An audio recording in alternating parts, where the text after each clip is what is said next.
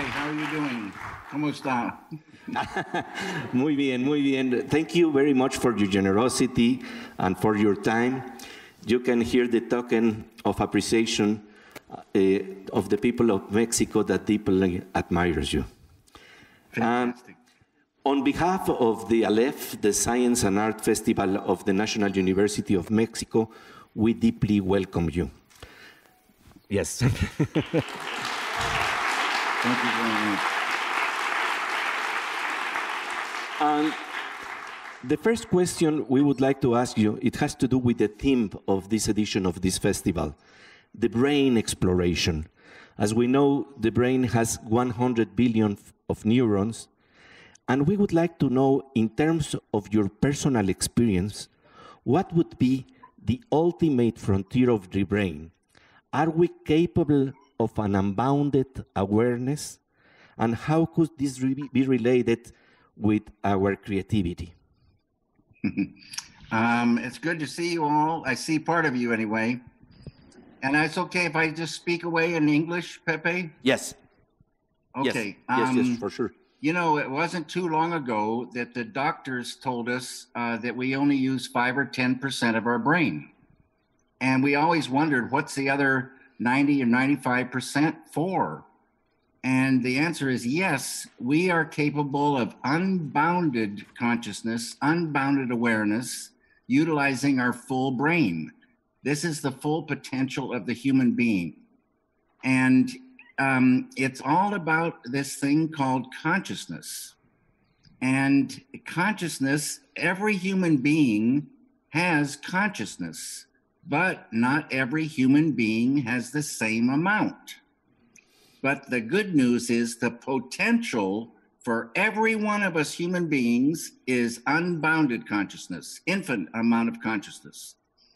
There is an ocean of consciousness, an unbounded eternal ocean of consciousness within each one of us human beings. As we're sitting in their chairs today, within each of us is an ocean of pure, unbounded consciousness. We've just lost contact with that beautiful ocean, the big treasury within us all. And if we take a technique like transcendental meditation, it opens the door to that ocean, opens the door to that treasury. And every time a human being experiences that ocean, dives within and experiences that, they infuse some and they begin to grow whatever consciousness they had to begin with. They begin to truly expand consciousness. Consciousness has qualities, all positive. So within that ocean, there's unbounded intelligence, unbounded creativity, unbounded happiness, unbounded love, unbounded energy, unbounded peace within us all. And every time we experience that ocean, we unfold more and more of that, grow in that, and the side effect is negativity starts to lift away. Stress, traumatic stress, anxieties, tension, sorrow, depression, hate, fear, all these things start to automatically lift away the more of that vibrant consciousness we unfold. We dive into pure creativity, an unbounded creativity. Common sense would tell us that we would get more creative if we could experience that creativity every day that lives within us. So it feeds the work, feeds the life, and you get more energy for your work, you get more ideas for your work, you get more love that helps the relationships as you work. You get happier in the doing. This is so important. You start enjoying life. It's a very, very beautiful thing. And how do you catch the big fish? How do you catch these big ideas when you go into that level? Personally, in terms of your creativity. Ideas are the number one thing. I always say we don't do anything without an idea. And there are trillions and trillions and trillions of ideas waiting for us, coming up like fish. when you look at the ocean, you don't necessarily see all these fish, but if you go inside the ocean, there's thousands and millions of trillions of fish. Same thing with ideas. An idea is a thought, and these ideas, they can be an object. You can see an object in your mind. They can be a sound. They can be moving pictures. They can be a character. You can hear the way they talk. You can see what they look like. You can see the mood of a place because of the ideas that flow. And the more you can expand that ball of consciousness, the deeper you can catch these ideas.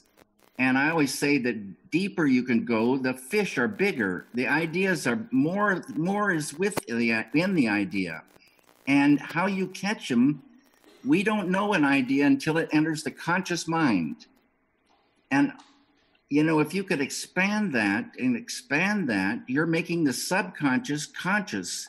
Think of the ideas we could catch if we expand that consciousness more and more.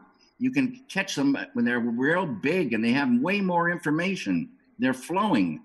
And so catching the big fish, it depends on how long your line is and what's on the hook. And I say a desire for an idea is like a bait on a hook. So if we just desire ideas and we can expand that consciousness, we make more power to that desire, some ideas will come in that we'll fall in love with. And once we catch one idea, it's more of a bait on the hook, and more, it'll attract more fish. And it's a lot like fishing, catching ideas. And you just have to have patience, focus on desiring these ideas, and they will start swimming in. Not all of them we fall in love with, but once in a while, when we're very lucky, we'll fall in love with an idea. And then once we got that one idea and we focus on that, more will come in and hook to it. And a script can emerge, a painting can emerge, you know, and many, many things, discoveries, inventions, all these things, they're waiting for us. You have a friend, a neuroscientist, Fred Travis. Yes. And he talks about coherence in the brain. Let's talk about how do you get more coherence in the brain? More coherence, according to Dr. Fred Travis, who's a brain researcher, is the connections, all parts of the brain working together. All parts of the brain working together. They say it's like a conductor steps up to the orchestra and raises up the batons, and all the orchestra pays attention, and they're all ready to work together. And this comes with, you know, this experience of the transcendent, the experience of that ocean within us. The brain gets coherent and powerful. And creativity flows more, intelligence flows more, love flows more, happiness flows more. All these things come with a coherent brain. And there is less stress, and this approach can be bring to education. We can have consciousness-based education by expanding awareness and maybe less suffering from the kids. And they say mankind was not made to suffer.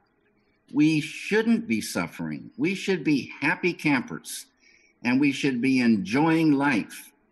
And, you know, there's so much stress in the world. There's, you know, people suffering from traumatic stress. There's so much depression. There's so much hate. There's so much bitter, selfish anger. There's so much fear. These things in the family of negativity, and they say negativity is just like darkness. And when you analyze it, darkness isn't really anything. It's the absence of something. Same with negativity. Negativity is the absence of that power that comes from within, from the transcendent, from the unmanifest within each one of us. If we could access that, experience that, we can infuse that, grow in that, and automatically, it's like turning up the light.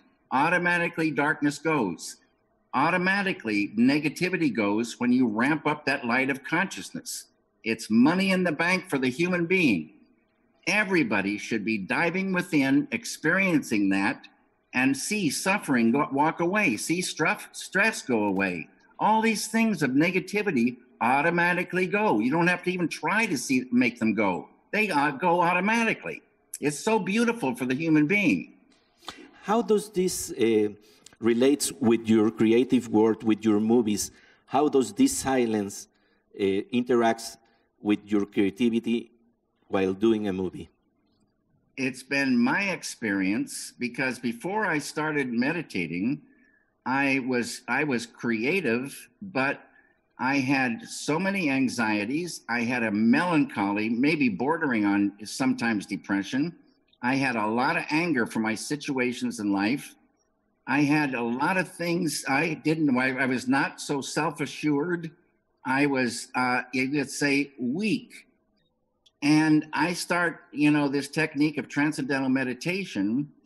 Within the first 2 weeks, the anger left. I always took this anger out on my first wife. And she came to me one day and said, "What's going on?" And I said, "What are you talking about?" She said, "This anger, where did it go?" And I didn't even try to get rid of it. I just started treating her better.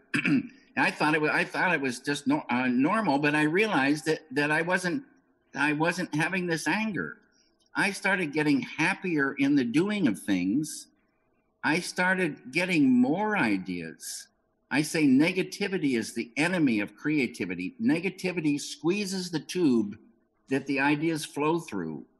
And when you're really, really, really filled with bitter anger or real depressed or so much stress and tension, you don't feel like working, and you don't get those ideas, and you're sort of miserable. You start transcending every day. Ooh, that tube opens up. The ideas flow through. You feel so much better in your body. The heavy weight of negativity lifting, it gives you a sense of freedom. It serves the work. You get more energy for your work. You get more ideas. Your relationships with the people you're working with improves. You have a way of working that's nicer, and you have a set that feels good for people, so they can really do their work and serve the ideas. So I find it's like super important to get that golden key that opens the door to the treasury within, and I love it. Let's open the session for questions for the public. So for sure. I will ask Uri to do a question. Hello. Yeah, it's a real pleasure, truly an honor. Well, let's get to the point. And talking about negativity, when there is depression, and like you said, and anger, you have a very interesting, and it's the suffocating rubber clown suit of negativity. How can you create despite that clown that dominates even your stories? And how do you keep your balance so that rubber clown doesn't enter your dreams and it doesn't haunt you in your daily life? That's a very good question. I say the artist doesn't have to suffer to show suffering. And that's real important. People say, well, there is a lot of suffering in people suffering in my films, and a lot of negativity in the films, but there's also a lot of positive things too, and a lot of beautiful things. So a lot of stories hold contrast. Stories have been told since the dawn of time. And stories are always going to hold these things. The human condition interacting with characters, it makes a story. But you yourself don't have to suffer to show the suffering. And you can enjoy shooting scenes or writing scenes with a lot of suffering, and because it's part of the story. But you don't have to suffer to show it. Okay, thank you very much. Gabi. Hi, I'm Gabriela. It's very, very nice to meet you. An honor. Good to meet you, Gabriela. Thank you. So you have said before in your vocabulary, the first spark of an idea is like a bulb light. How do you connect the dots between the ideas, between the different phosphorescent fishes? I'm thinking about, for instance, the images that put in motion Blue Velvet and some other of your movies. Okay, so in the cartoons, they show a lot of times when someone gets an idea, they show a light bulb going off. And it's like that, you know, for all of us experience getting ideas, thoughts come, and sometimes the thought is something that catches us and we say, that's a great idea. And so like I was saying, if you have a ball of consciousness this big, you won't know the ideas until it enters the conscious mind. And then the light bulb will go off. And when you get an idea, you see it, you feel it, you hear it, it comes with a lot of information. And, but it might only be, which is my experience, only a fragment of a whole script, say. So, but you love this little fragment. This fragment holds magic for you. You love it like a beautiful little fish. And now that you've caught that idea that you love, you have just to think about that idea and it'll attract others. And the next idea will come and it'll hook onto that first fish. Now you got two fish and something starts emerging. It's like a puzzle. You get one piece of the puzzle and then you get another piece and another piece, and suddenly you see something emerging, and then it kind of go faster. But it's like, I always say, it's like someone in the other room has the puzzle all together and they throw a piece in and you put them together. It's like that. It's like that. Thank you very much. El físico Gerardo Herrera, the physicist Gerardo Herrera is going to ask you a question. Hi, David. Hello. You just said that negativity and suffering reduces the power of creativity.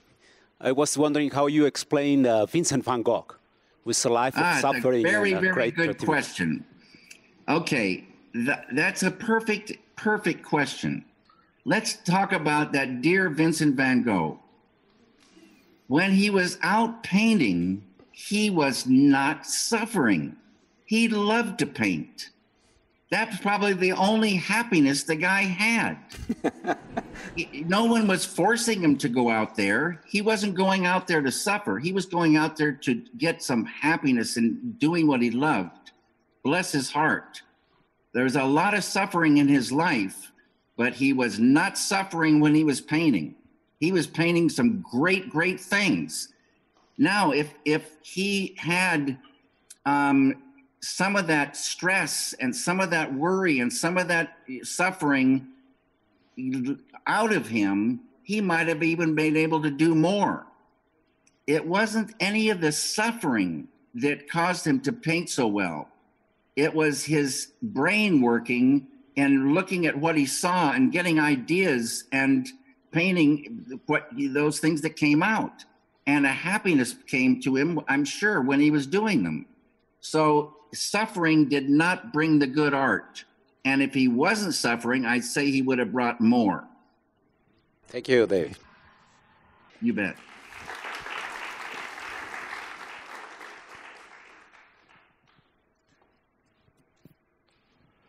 Hello, Mr. Lynch. I'm Roberto. Hello.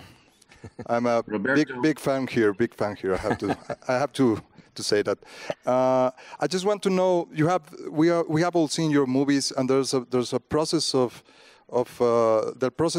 logic is broken in many of the sequences, and it comes from the dreams. It has the logic of dreams, and I want the logic of the unconscious.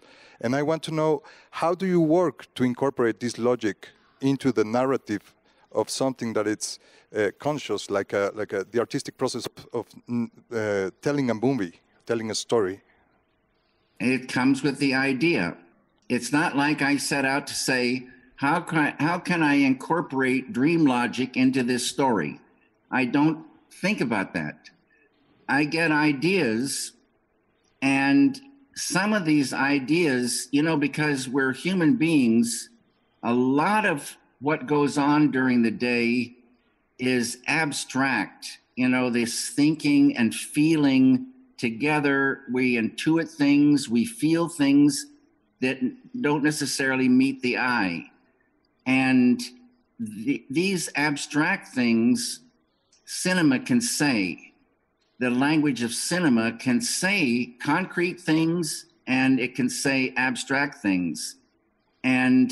But it just happens that those are the kind of ideas I love. And I've been lucky for me to catch ideas like this that I love. And then I just follow the idea. I stay true to the idea. Thank you very much. You bet. Well, hi.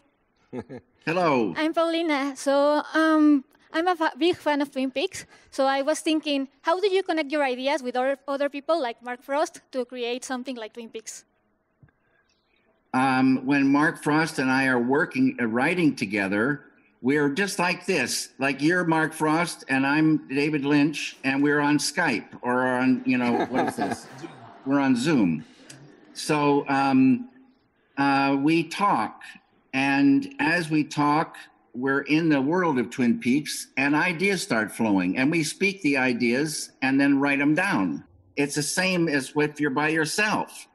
You're both sinking into a world and tuning into a world and those ideas start flowing. It's like going down and seeing not just one fish, but a whole school of fish. And there they are. And you start writing them down as fast as you can. Thank you so much. You bet.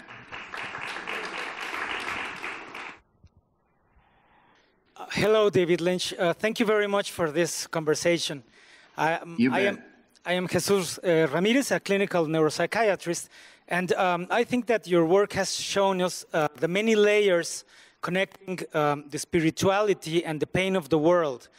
Can you tell us why it is important to show these many layers of the pain of the world? Well, again, it's ideas that I fall in love with. I don't, you know, I guess the stories hold, like I said, a lot of suffering. But I really believe that there is a way out of suffering, and a way, not only a way out of suffering for me and each one of us individually, but there's a way for peace on earth by enlivening that field, that unified field. They call it, the quantum physics calls it the unified field, the transcendent. They call it the kingdom of heaven, which lies within. They call it the self with a capital S, know thyself. Many names for this field within each one of us. And when you practice transcendental meditation, the mantra takes you through many layers, deeper levels of mind, deeper levels of intellect. And at the border of intellect, you transcend, you experience that ocean. The world is made up of many, many, many dimensions, the field of relativity, many different dimensions. That's all fine and good. We want the thing underlying the field of relativity, non-relative absolute. That's our big friend. We want to visit that place, experience that, infuse that, and grow in that, and thereby unfold our full potential as human beings, which is a very spiritual thing. And it's physical, emotional, mental, and spiritual all at once. It's so beautiful, and it's there for every human being. Thank you very much. Thank you.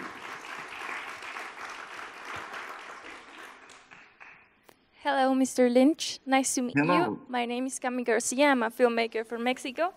And my question is, have you ever come across a new narrative structure in the editing room in any of your films?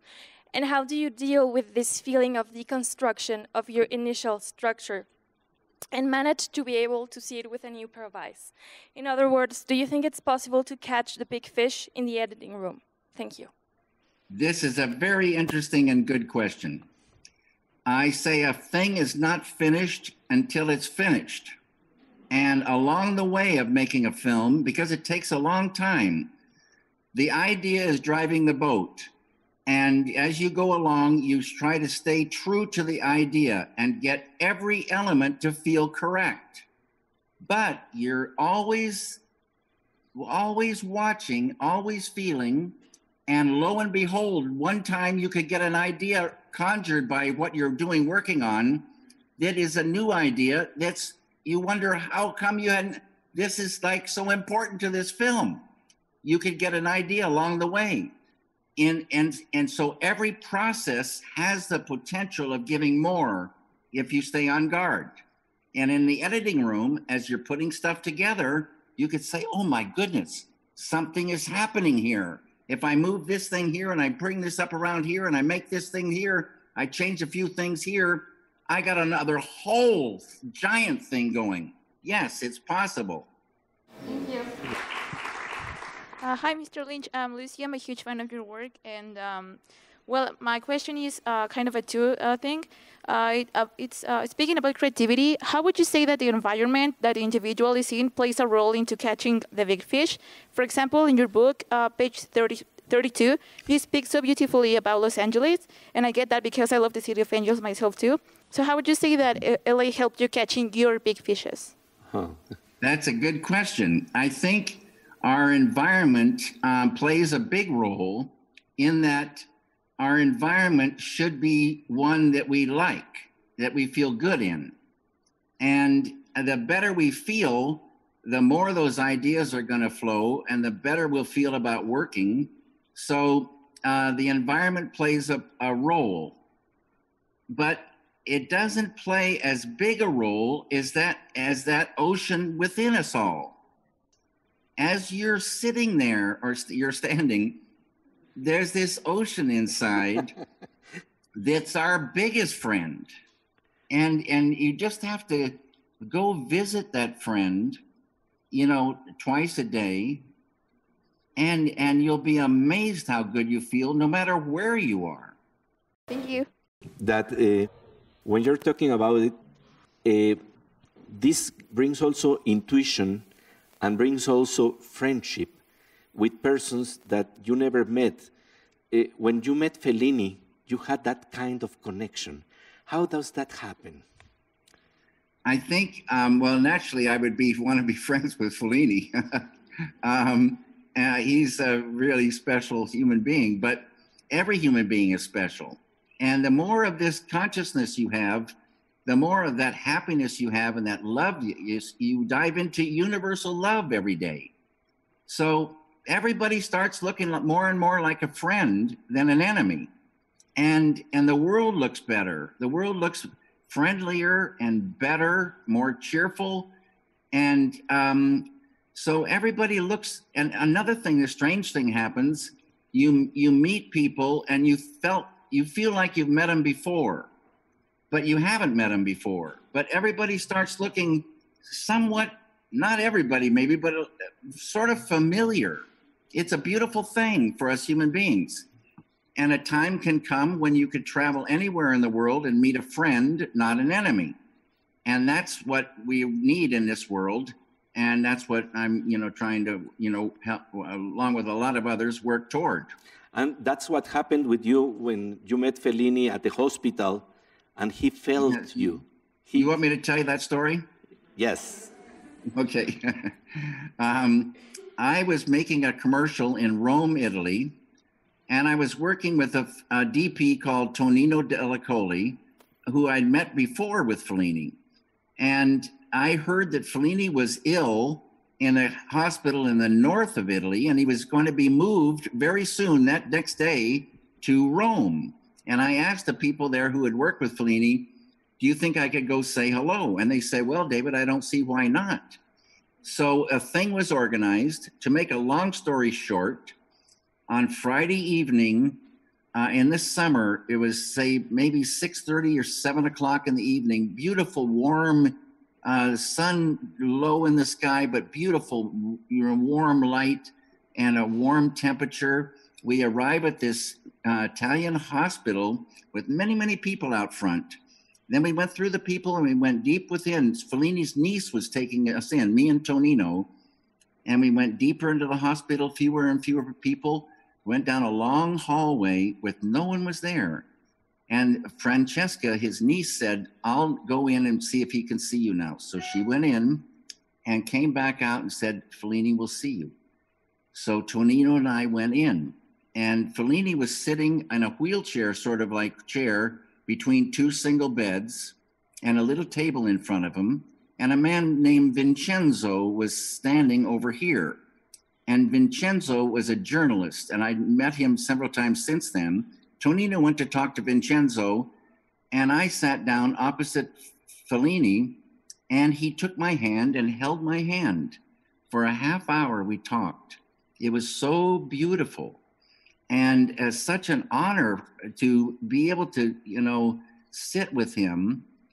And after the half hour, time was up, and I said, Mr. Fellini, the whole world is waiting for your next film, and said goodbye. And I left. And shortly thereafter, I went back to Paris, and that was on a Friday night that I saw Fellini. On Sunday, I heard on the television that he went into a coma, and he never came out of that, and he died. So I felt doubly fortunate to have seen him, had the chance to see him, when I did. But it was a beautiful meeting. This means to touch each other. That's the importance of being open to the silence that is in the touch other. Each other, not necessarily always physically, but touch with the heart for sure. Thank you very much. One last question, because David Lynch told us it would be a half-an-hour session, so this will be the last question. Hello, David. My name is Mauricio. Hello. Taking on this, my question was, what are your thoughts on consciousness beyond life and death? And how does that relate to your work and inspire your daily life and creativity? And also, how did it inspire Twin Peaks? They say consciousness is a continuum. And so in a big way, none of us ever die. The physical body dies, but the consciousness, the sense of I-ness, doesn't ever die. And I believe that we human beings are on what they call the wheel of birth and death. And we go around and around and around. In other words, we've had many, many lives. And this is one of many. And we go around and around until we gain what they call enlightenment. And we realize that we are totality. Then you don't have to get born and die. You're immortal, and you've got supreme enlightenment, and you realize you are totality. And then you can truly say, I am that, thou art that, all this is that I am. And it's a beautiful thing in our future, all of our futures. Thank you very much. And with this, we finish this beautiful session. We really and deeply appreciate your thinking, your way of trying to touch us, even though there is so much distance within us. There is also this connection thanks to your creativity and to your generosity. Thank you very much, Pepe. And I wish all of you all the very best. Take care. Thank you very much. Bye-bye.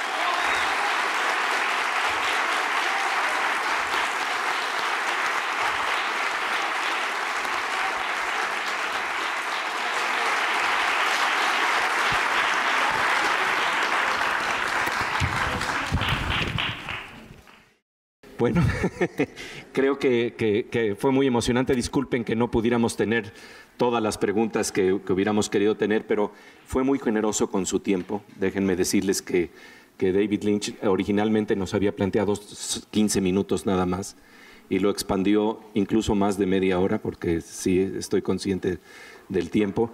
Pero creo que lo que nos llevamos el día de hoy fue algo muy interesante.